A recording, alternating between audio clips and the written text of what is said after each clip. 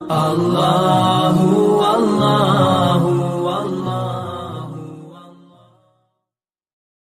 حضرت عمر کا بیٹا مصر گیا، وہاں سے کمائی کر کے لایا، تجارت کرنے گیا، لاکھوں کا مال۔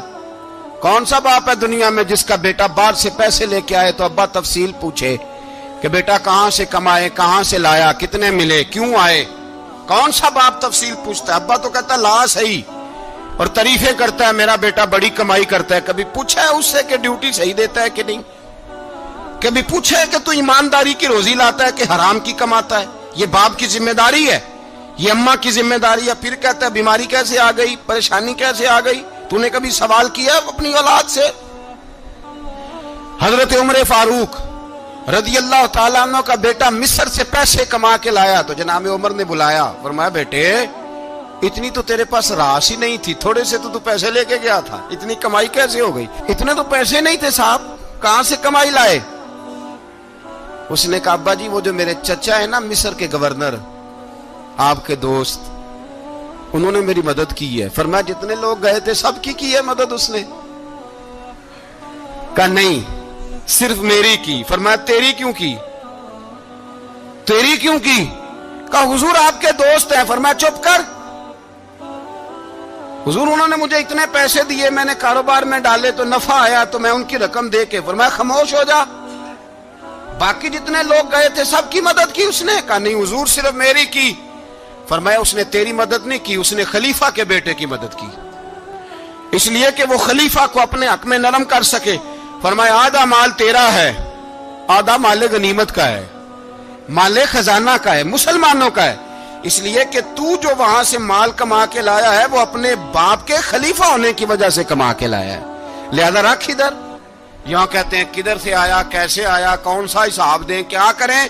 او بھائی حضرت عمر رضی اللہ تعالیٰ عنہ کا اپنی اولاد کے بارے میں یہ رنگ ہے۔ ایک جنگ سے نا خوشبو آئی، خوشبو بڑی مہنگی ہوتی تھی، عرب میں خوشبو آج بھی بڑی مہنگی ہے، وہ زیادہ استعمال کرتے ہیں۔ میری باتوں کی سمجھ آ رہی ہے میرے بھائیوں؟ بڑی مہنگی خوشبو تھی۔ جب وہ خوشبو آئی تو حضرت عمر نے کہا، گھر میں پہلے پہنچی حضرت عمر کے، چونکہ زیادہ عورتیں استعمال کرتی تھی گھر کے اندر خوشبو، مرد بھی لگاتے تھے۔ حضرت عمر نے اپنی بیوی سے کہا، آپ کی زوجہ تو تھی وہ بڑی خوشبو کو پسند کرتی تھی۔ حضرت عمر نے اپنی زوجہ سے کہا کہ خوشبو لاؤ، میں نے ایک عورت کی ڈیوٹی لگائی ہے، وہ خوشبو تول کے نا تو حصہ برابر صحابہ میں بانٹ دے گی۔ تو آپ کی زوجہ کہنے لگی کسی بی بی کی ڈیوٹی لگانے کی کیا ضرورت تھی، میں جو موجود تھی میں بانٹ دیتی ہوں تول کے حصہ برابر۔ آپ نے فرمایا نہیں تو رہنے دے، وہ فلانی بی بی بانٹے گی۔ حضور میں نے بھی بانٹنی ہے، میرے پہ کچھ حق ہے؟ آپ نے فرمایا نہیں تو تفصیل نہ پوچھ، تو خوشبو دے دے، کوئی اور بانٹے گی۔ خاتون خانہ تھی نا، کہنے لگی نہیں مجھے بھی آج آپ کو بتانا ہی پڑے گا کہ کوئی جو بانٹ سکتی ہے تو میں کیوں نہیں بانٹ سکتی؟ زوجہ کہتی عمر نے بات کی تو میری چیخیں نکل گئی۔ حضرت عمر فرمانے لگے جب تو خوشبو بانٹے گی نا تیرے ہاتھوں کو بھی لگے گی، تیرے دوپٹوں کو بھی لگ جائے گی۔ اگر رب کریم نے مجھ سے سوال پوچھا کہ عمر خوشبو تو مسلمانوں کی تھی، تیری بیوی کے دوپٹے کو کیوں لگ گئی، تو میں اللہ کے حضور کیا جواب دوں گا؟ اگر اللہ نے یہ سوال کیا کہ تیری بیوی نے کیوں لگائی، وہ تو حصہ تھا مسلمانوں کا، تو نے تیری بیوی نے کیوں لگائی؟ تو فرمایا میں نہیں چاہتا کہ اللہ کے حضور مجھے اور تجھے باز پرس ہو، لہذا کسی اور کو بانٹنے دے۔ زوجہ روئی اور تڑپ کے کہنے لگی عمر مجھے لگتا ہے صبح قیامت بھی تیری بیوی ہونے کی وجہ سے اللہ مجھے جنت عطا فرما دے گا، تیری زوجہ ہونے کی برکت سے۔ بھائی یہ معیار رکھا، خدا کی قسم ایسا شخص تاریخ میں دوبارہ نہیں آیا۔ اتنا بڑا آدمی، اتنا بڑا شخص، اتنا بڑا آدمی، اور پھر رنگ یہ ہے کہ عمر 22 لاکھ مربع میل کا حکمران، 22 لاکھ، اور کھجور کے درخت کے نیچے مٹی کا ڈھیلا لے کے سو گئے ہیں، پرواہ کوئی نہیں، کوئی مسئلہ ہی نہیں۔ دو غلام ساتھ بیٹھے تو ایک روٹی حضرت عمر نے گھر سے منگوائی، تھوڑا سا سرکہ، تو غلام کہنے لگے ہم نے بھی کھانی ہے۔ فرمایا کوئی حرج نہیں، روٹی کو پیٹ بھر کے کھانا ضروری تو نہیں، 3 حصوں میں بانٹ لیتے۔ ایک آدمی آیا ہوا تھا مصر کا رہنے والا ملنے کے لیے، اس نے پوچھا عمر کدھر ہے؟ تو کہا وہ ادھر جاؤ مسجد میں بیٹھے ہوں گے. اور واپس آیا تو کہنے لگا وہاں تو 3 غلام بیٹھے ہیں, ایک روٹی بانٹ بانٹ کے کھا رہے ہیں, لگتا ہے کئی دنوں سے روٹی نہیں ملی. کہا 3 غلام تو کوئی نہیں, وہاں 2 ہی تھے, تیسرے تو امیر المومنین تھے. اس نے کہا نہیں 3 غلام ہیں, کپڑے بھی ایک طرح کے پہنے ہوئے, بلکہ 2 کے تو پھر صحیح ہیں, تیسرے کے تو زیادہ ماڑے ہیں. کپڑے بھی ایک طرح کے, کھانا پینا بھی ایک طرح کا, اور ان کا نشست برخاست بھی ایک طرح کی ہے, لہذا کوئی فرق نہیں.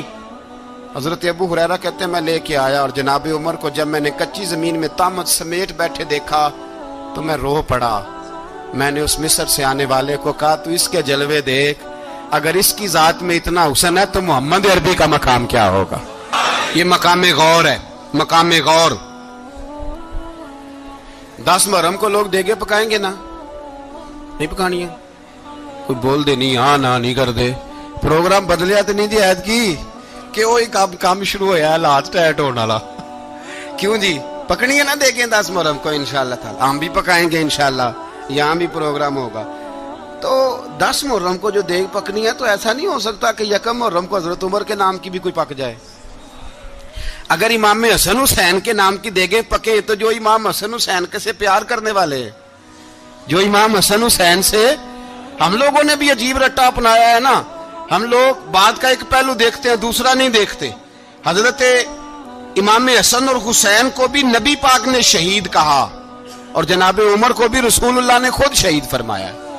فرمایا شہید ہے, خود فرمایا اپنی زبان سے کہ یہ شہید ہے, خود میرا عمر شہید ہے. تو ان کے نام کی دیگ نہیں پکنی چاہیے, اس طرف نہیں ہماری توجہ ہونی چاہیے. اور اہل بیت نبو, یہ بات میں پہلے بھی کرتا ہوں, آج پھر کرنا ضروری سمجھتا ہوں. اہل بیت کا پیار سن لو کان کھول کے, اہل بیت کا پیار اگر ہمیں کسی نے سکھایا ہے تو سیدنا عمر فاروق نے سکھایا ہے. اہل بیت نبوت کی محبت اگر کسی نے سکھائی ہے تو کس نے سکھائی ہے؟ بول کے بتائیے. حضرت عمر نے. اہل بیت کا پیار ہمیں حضرت عمر نے بول کر کے سکھایا ہے. بھائی یاد رکھیں, کسی کی طاقت نہیں تھی دم مارنے کی حضرت عمر کے سامنے, طاقت ہی نہیں تھی.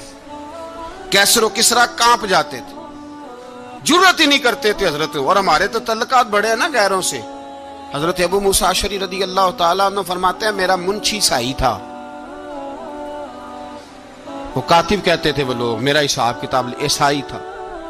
تو فرماتے ہیں ایک دن میں نے وہ سارا حساب کتاب لین دین کے حضرت عمر کو دکھائے تو فرمانے لگے جس نے لکھے ہیں اس کو بلاؤ. کہنے لگے وہ ضرور مسجد نہیں آ سکتا. کیوں نہیں آ سکتا؟ کہنے لگے وہ عیسائی ہے. کہتے ہیں حضرت عمر جلال میں آ گئے. آپ فرمانے لگے جنہیں رب دور کرتا ہے تم کیوں قریب کرتے ہو؟ جنہیں اللہ دور کرتا ہے. فرمایا تم غیروں کو اگر عہدے دو گے تو اپنوں کا کیا بنے گا؟ اگر تم غیروں کو عہدے دو گے تو اپنوں کا. یہ سوچ ہے جو آج برما کے مسلمانوں کے لیے بھی ضروری ہے. کہا اگر تم غیروں کو عہدے دو گے تو اپنوں کا. ہم نے غیروں کو عہدے دیے تو دیکھا نا اپنے کس طرح کاٹے جا رہے ہیں. غیروں کو جو عہدے دے دیے جرانے سارے غیروں سے, روز دعویٰ ہوتا ہے چین ہمارا سجن ہے, چین ہمارا دوست ہے. او بھائی دوست ہے تو اس سے کہو نا کہ برما تو تمہاری ایک چھوٹی سی ریاست ہے, چین کے بغیر تو وہ سانس بھی نہیں لے سکتا. اس کو کہو نا اس حکومت پہ دباؤ ڈالے. لیکن ہم لوگوں نے غیروں کو عہدے دیے تو اپنے پس گئے. حضرت عمر کہتے تھے ذمی کا ہم ادب کریں گے, ذمی کافر کا ہم, ایسا کافر جو مسلمان ریاست کو قبول کرے, بدامنی نہ پھیلائے. ایک آدمی کو آپ نے دیکھا آنکھوں سے نابینا ہے اور بھیک مانگ رہا ہے, تو حضرت عمر کو نظر آ گیا. فرمایا کون ہو؟ اس نے کہا میں یہودی ہوں. فرمایا بھیک کیوں مانگتے ہو؟ کہا جب تک تندرست تھا مسلمانوں کو جزیہ دیتا تھا, بوڑھا ہو گیا ہوں کیا کروں. حضرت عمر نے گھوڑے کی پشت پہ بٹھایا, کافر کو گھوڑے کی پشت پہ بٹھایا اور بٹھا کے مدینے لائے. حضرت علی شیر خدا وزیر خزانہ تھے. فرمایا علی اس کا وظیفہ جاری کرو. کہا یہ کون ہے؟ فرمایا یہ یہودی ہے لیکن یہ ہمیں جزیہ دیتا رہا, بوڑھا ہو گیا بیچارہ, بھیک مانگنے پہ مجبور ہے, ہماری حکومت کے اندر رہتا ہے, اس کا پورا وظیفہ جتنا خرچہ اتنا وظیفہ لگاؤ. حضرت علی کہتے ہیں میں وظیفہ لگا رہا تھا اور وہ میرے نبی کا کلمہ پڑھ رہا تھا, وہ رسول اللہ کا کلمہ پڑھ رہا تھا. یہ مزاج, یہ نہیں کہ کافر. حضرت عمر نے گورنروں کو خط لکھے تھے کہ زبردستی کسی کو مسلمان نہیں کرنا, جہاں ان کی عبادت گاہیں بنی ہو گرانی نہیں, کوئی مندر کوئی گرجا ضائع نہیں کرنا. اسلام سب کو جینے کا موقع دیتا ہے، پر بےایمانوں، ظالموں، بدذاتوں، تمہیں یہ کہتا ہے کہ ہم تمہیں جینے کا موقع دیتے، تم بھی مسلمانوں کو جینے کا موقع دو۔ یہ جہاں بستے ہیں، جہاں رہتے ہیں، انہیں وہاں جینے کا موقع دو، انہیں بھی اللہ اکبر کہنے کا موقع دو، انہیں بھی قرآن پڑھنے کا موقع دو، انہیں بھی رسول اللہ پر درود پڑھنے کا موقع دو۔ ہمارے ملک میں عیسائی اپنی مرضی سے کھلے عام تبلیغ کرتے ہیں، یہاں تو چینل چلائے ہیں عیسائیوں نے۔ کسی مذہبی جماعت نے کبھی جلوس نکالا ہے کہ عیسائیوں کا چینل بند کرو؟ بولے نکلا ہے کہ نہیں نکلا؟ کتنے ظلم کی بات ہے۔ ہم جب غیر کو اتنا تحفظ دیتے ہیں، اتنا تحفظ دیتے ہیں، ہم نے دیکھا ہے، مجھے بیسیوں لوگوں نے عید پہ ٹیلی فون کیے کہ عیسائیوں کو قربانی کا گوشت دے لیں، مجبور ہیں جی، دروازے پہ آ گئے ہیں، ہمارے کام کاج کرتے ہیں۔ بیسیوں لوگ، عام آدمی کے دل میں ان کا اتنا جذبہ ہے، وہ مسائل کا بیان کرنے ایک علیحدہ بات، لیکن ہمارے دل کافر کے حق میں بھی نرم ہو جاتے ہیں۔ تم کس قدر زیادہ بے ایمان ہو، اور کفر کس قدر زیادہ ذلیل ہو گیا ہے کہ مسلمان کے حق میں نرم ہوتا ہی نہیں۔ اور اس سے بڑے ذلیل وہ ہیں جو ان ذلیلوں کے سپورٹر ہیں، وہ کسی عرب ملک کے حکمران ہو یا کسی اور جگہ کے، وہ بڑے ذلیل ہیں جو ان ذلیلوں کے سپورٹر ہیں، جو برما کی بچیوں کے قتل پر اپنی حکومتیں چمکا رہے ہیں، انہیں شرم نہیں آتی۔ اس قدر مسلمان تڑپا ہے، لیکن ان بے غیرتوں کو ذرا ہوش نہیں آئی، اور یہ ان کے کماش، ان کے دلال جو ہر جگہ ان کی سپورٹ کر کے اپنی حکومتیں قائم کرتے ہیں، ان بے ایمانوں کو پتہ نہیں کہ کب ان پر اللہ کا عذاب اترے گا اور کس طرح ان کے پرخشے اڑیں گے۔ تمہیں اپنی ذلت اور رسوائی نظر نہیں آ رہی کہ زمین کس طرح تمہارے لیے تنگ ہو گئی ہے؟ اس سے زیادہ اور تمہاری رسوائی کیا ہوگی؟ ڈرو اللہ سے، اور یہ تو دنیا کا عذاب ہے۔ ان بطش ربک لشدید، میرا رب کہتا ہے قیامت تو قائم ہونے دے، اتنا سخت تیرے رب کی پکڑ ہے، اتنی کسی دوسرے کی ہو سکتی؟ یاد رکھیں اور تھوڑا احتیاط کریں ہم سب لوگ بھی، جو ہم لوگ آدھی زبان بول کے بھی ان کی سپورٹ کرتے ہیں۔ اب شرم آنی چاہیے ہمیں ان حکومتوں کی سپورٹ کرتے جو مسلمانوں کی لاشوں کے اوپر حکومتیں قائم کرتے ہیں، شرم آنی چاہیے۔ بہرحال بات دور نکل جائے گی، اور میں اپنے مضمون پہ رہتا ہوں۔ اہل بیت کا پیار اگر سکھایا ہے تو جناب عمر نے سکھایا ہے رضی اللہ تعالی عنہ، امام حسن ملنے۔ آپ یقین کریں، میں جب اس واقعہ کو پڑھتا ہوں تو میرا دل جھوم جاتا ہے۔ میں کہتا ہوں یار، ڈاڈا ہونا اپنی جگہ پہ، عشق ہونا اپنی جگہ پہ، انسان کا باوقار ہونا اپنی جگہ، جہاں کھڑے ہونا تھا وہاں یہ کھڑے ہوتے تھے، اور جہاں جھکنا تھا وہاں یہ ان لوگوں میں اقبال نے کہا تھا، تیری نگاہ ناز سے دونوں مراد پا گئے، عقل غیاب و جستجو، عشق حضور و اضطراب۔ جہاں اگر آیا ہے سامنے کیسر و کسرا تو عمر جیسا دلیر کوئی نہیں، اگر سامنے آیا ایران کا بادشاہ تو عمر جیسا تگڑا کوئی نہیں، اگر آیا ہے سامنے غسان کا بادشاہ تو عمر جیسا عادل کوئی نہیں، لیکن اگر علی کا بیٹا آیا ہے، اگر فاطمہ کے لال پارے آئے ہیں، تو پھر فاروق اعظم سے جیسا محب کوئی نہیں، پھر ان سے جیسا پیار کرنے والا کوئی نہیں۔ اندر بیٹھے ہیں جناب عمر، اندر تنہائی میں کچھ وزیروں سے گفتگو ہو رہی ہے، میٹنگیں جاری ہیں۔ آپ کے بیٹے ملنے آئے جناب عبداللہ ابن عمر، ابا جی ملنا ہے، بات ٹھہرو، بات کر رہا ہوں، کوئی نہ اندر آئے۔ صاحب زیادہ باہر کھڑا ہے، تھوڑی دیر گزری تو امام حسن بھی آ گئے۔ کون آئے؟ آپ کو جو ملے گا امام صاحب کا نام لینے سے، وہ سردار ہیں جنتیوں۔ کون آئے؟ سارے بولیے، امام حسن، تیری نسل پاک میں ہے بچہ بچہ نور کا، تو ہے نے نور تیرا سب گھرانہ۔ امام حسن آئے تو حضرت عبداللہ ابن عمر کو دروازے پہ کھڑے دیکھا، کہا امیر المومنین کہاں ہیں؟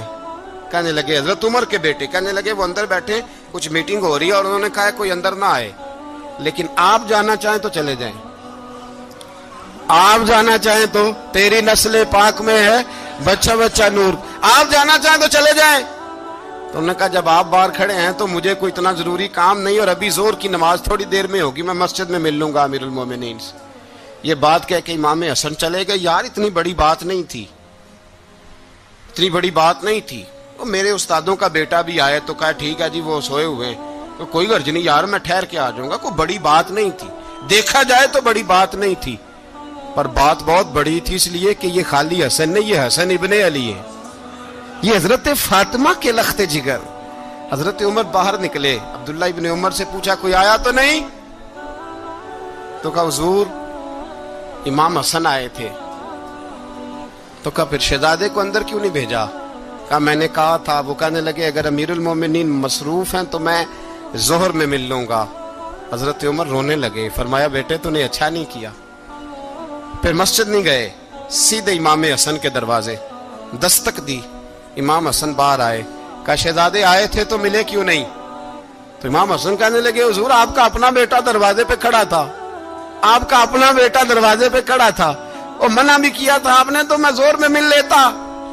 حضرت امام حسن فرماتے جوش جذبات میں جناب عمر نے سر سے پگڑی اتار دی, جوش جذبات میں. کہنے لگے حسن میرے بیٹے کا اور آپ کا کیا مقابلہ؟ کیا اس کی ماں کا نام فاطمہ الزہرا ہے؟ کیا اس کی نانی کا نام ختیجۃ الکبریٰ ہے؟ کیا اس کے نانے کا نام محمد مصطفیٰ ہے؟ آپ کا اور اس کا کیا مقابلہ؟ پھر رو پڑے اور کہنے لگے بیٹے میں مکے کے صحراؤں میں اونٹ چرایا کرتا تھا, یہ جو میرے سر پر عزت کے بال ہیں یہ تیرے نانے کے اگائے ہوئے. میں مکے کے خبردار شہزادے خبردار. او بھائی اہل بیت نبوت کے ادب کا رنگ اگر سکھایا ہے تو سیدنا عمر نے سکھایا ہے. حضرت عمر فاروق اتھارٹی ہے, اسلام کی اتھارٹی. یکم محرم حضرت عمر کی شہادت ہے. یہودی بول اٹھا, کافر بول اٹھا. اگر 6 مہینے عمر دنیا میں اور رہتے تو دنیا میں کوئی کافر موجود نہ ہوتا. 6 مہینے. اور جب اس بطل جلیل کا جنازہ اٹھا, اللہ بخاری پڑھیے نا, اللہم ارزقنا شہادت فی سبیلک, اللہ بسترے کی موت نہ دینا, شہادت کی دینا. عمر شہید ہوئے, مسجد نبوی میں نماز پڑھاتے, اور جب جنازہ اٹھا تو مدینے کا پھر پیچھے جو دلیر بچے وہ مولا علی تھے. مولا علی, جناب عمر کا جنازہ اٹھا تو سب سے پہلی ہائے جو نکلی وہ حضرت علی کی زبان سے نکلی, اور حضرت علی ساری داڑھی آنسوؤں سے بھر گئی. لوگوں نے کہا کہ علی کیا ہوا؟ فرمانے لگے تم دیکھ نہیں رہے جنازہ کس کا اٹھا ہے, پلٹ کے دیکھو تو صحیح, تم پتہ نہیں یہ کون گیا ہے. کہ حضور کیا ہوا؟ آپ فرمانے لگے عمر اس طرح کے کام کر کے گیا ہے, اب ان کے رستوں پہ کون چلے گا؟ کون اس کے جگر راہ وفا میں؟ میں نقش ایسے چھوڑ آیا ہوں, میں جس منزل سے گزرا ہوں وہ اب تک یاد کرتی ہے. حضرت علی حضرت عمر کے جنازے پہ کھڑے ہو کے کہتے ہیں اللہ مجھے اس طرح کے عمل کرنے کی توفیق دے جس طرح کے عمر کر کے گیا. میرے بھائی بطل عزیز, بطل حریت حضرت عمر رضی اللہ تعالیٰ عنہ جو اپنی زندگی انقلاب والی گزار کے گئے. عمر جب دنیا سے گئے تو 80 دینار کا قرضہ تھا, 22 لاکھ مربع میل کا حکمران, اور اپنے بیٹے سے کہنے لگے بیٹے کوشش کرنا تیرے خاندان والے مل کے میرا قرضہ اتار دے, میری قبر پہ بوجھ نہ رہے, اور اگر خاندان والے مدد نہ کریں تو میرے دوستوں سے بات کرنا, وہ مدد نہ کریں تو پھر علی سے بات کرنا. ان کا پیار آپس میں اتنا, اور تو اختلاف ثابت کر رہا. 80 دینار کا قرضہ چھوڑ کر حضرت عمر دنیا سے گئے, اور جاتی دفعہ کہہ گئے میرے بعد میرے بچوں کو حکومت کے مشورے میں بھی شامل نہ کرنا, حکومت کے مشورے میں بھی میری اولاد شامل نہ ہو. اتنا بڑا شخص اتنا بڑا رنگ دے کے یکم محرم کو جب عمر فاروق کا وصال ہوا تو بیٹے سے کہنے لگے اماں عائشہ سے جا کے کہو میرا بھی نبی پاک کے روزے میں دفن ہونے کو دل کرتا ہے. ایک قبر کی جگہ ہے اماں جی نے اپنے لیے رکھی ہے, بخاری ہے بخاری. حضرت عائشہ کے پاس صاحبزادے گئے, کہنے لگے اماں جی عمر کو زخم لگ گیا ہے, حالت بڑی پریشانی والی ہے. وہ کہتے ہیں اگر اماں اجازت دیں. سید عائشہ رو پڑی, فرمانے لگی کہ وہ اپنی قبر کی جگہ تو نہیں نہ کسی کو دیتا, پر عمر نے کمال ہی بڑا کیا. اسے کہو جاؤ گنبد خضرا میں قیامت تک جو مصطفیٰ پہ اور ابو بکر پہ سلام پڑے گا وہ تجھ پہ بھی سلام پڑھ کے جائے گا. جاؤ میں نے جگہ دی. اور اگر آپ نے ابھی تک ہمارا چینل سبسکرائب نہیں کیا تو فوراً سبسکرائب کیجئے, ساتھ ہی بیل آئیکن پر کلک کریں تاکہ مزید آنے والی ویڈیو ہیں وہ آپ کو وقت پر ملتی رہیں. اللہ حافظ.